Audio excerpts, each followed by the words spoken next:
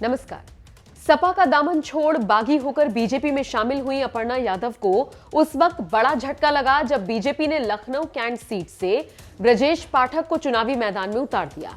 Lucknow cantt वो seat थी जिस पर अपर्णा की नजरें टिकी हुई थी। कहा तो ये तक जा रहा था कि बीजेपी के टिकट पर अपर्णा इस सीट से चुनाव लड़कर जीत सकती हैं, लेकिन ये क्या, बीजेपी ने अपर्णा के अरमानों पर पानी फेर दिया।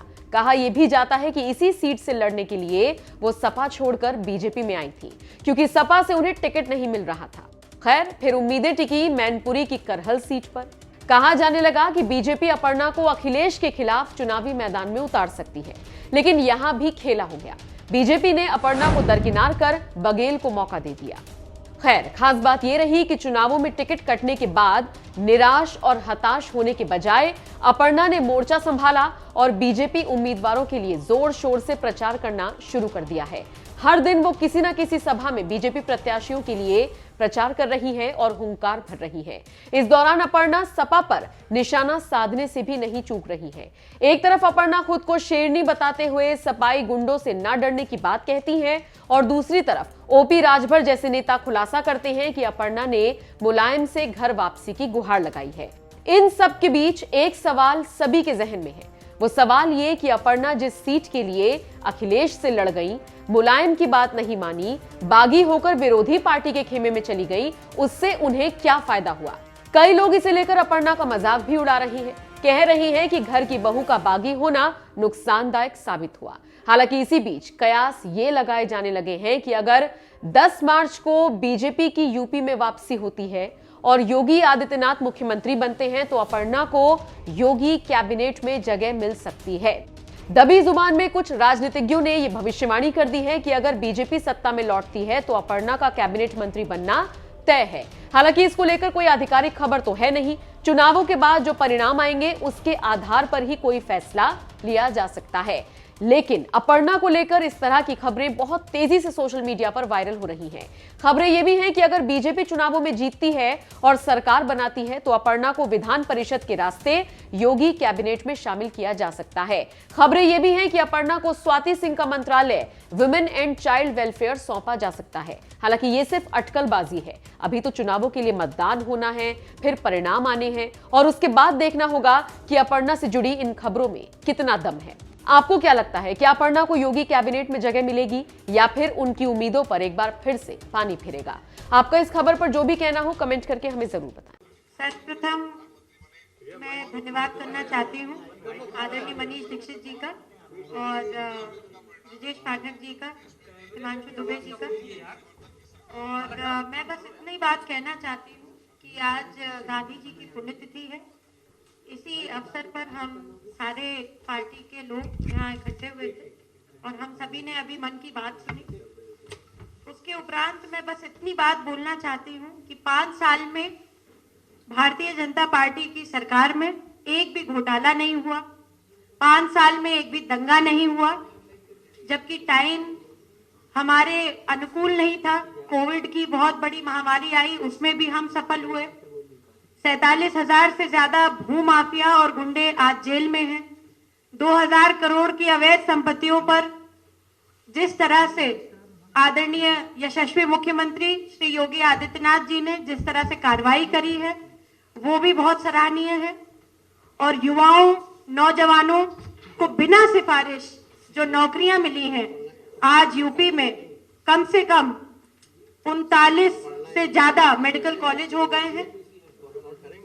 मैं एक बात और कहना चाहती हूं कि कितने सारे गरीब जो आयुष्मान और स्वास्थ्य रक्षा कवच की ये योजनाओं से लाभान्वित हुए हैं।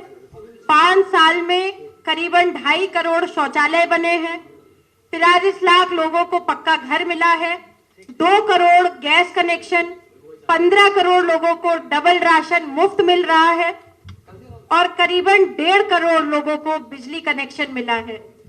ये हमारी सरकार की कुछ उपलब्धियां हैं। विशेषता मुझे ये भी बात कहनी है कि बहू बेटियां और उनकी सुरक्षा को लेकर के माननीय यशस्वी प्रधानमंत्री श्री नरेंद्र मोदी जी और हमारे प्रदेश के मुख्यमंत्री श्री योगी आदित्यनाथ जी हमेशा बहुत चिंतन करते हैं और उनके लिए जितनी भी विमेन एम्पावरमेंट की स्कीम्स चल रही हैं, ना इससे पहले कभी थी और ना ही उनका इम्प्लीमेंटेशन इतनी अच्छी तरीके से हुआ है। अपराधी पलायन कर गए हैं क्योंकि यूपी में बीजेपी की सरकार है और गुंडा राज, भ्रष्टाचार, दंगा राज से मुक्त प्रदेश भाजपा की सरकार में है। मैं एक बहुत इंपॉर्टेंट पॉइंट के बारे में भी आपसे चर्चा करना चाहती हूं कि आजकल कांग्रेस पार्टी ये बोलती है कि बेटी हूं और लड़ सकती हूं, लड़की हूं लड़ सकती हूं। मैं पूछना चाहती हूं, ये एक बहुत फेमस आर्टिकल है अभी, कि पंजाब में क्या बेटियां नहीं है, लड़कियां नहीं है?